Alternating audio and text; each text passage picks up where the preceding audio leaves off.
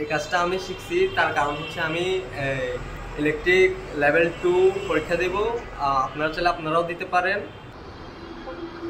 আজকে আমি surface channel wiring complete করলাম আর সারফেস কন্ডিট ওয়ারিং কমপ্লিট করলাম। এটা আপনাদেরকে সম্পূর্ণ দেখাবো। লোড দিয়ে আমি আমার এই সার্ভিস লাইনটা দিলাম, দেওয়ার পরে আমার কিলোওয়াট এনার্জি মিটারে লাইন আসছে, আপনারা দেখেন।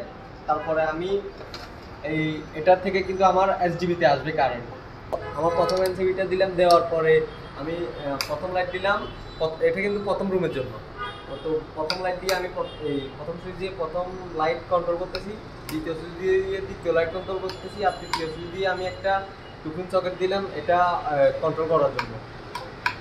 তারপর আমি দ্বিতীয় রুমের জন্য দ্বিতীয় এনসিবিটা উঠালাম, দেওয়ার পরে এটা দিয়েছি আমি পাওয়ার সকেট আপনারা জানেনই, ফ্যান ইত্যাদি ইত্যাদির জন্য এটা ব্যবহার করি আমরা।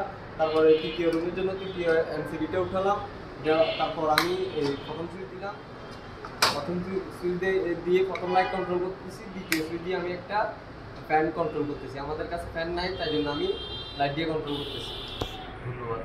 ধন্যবাদ।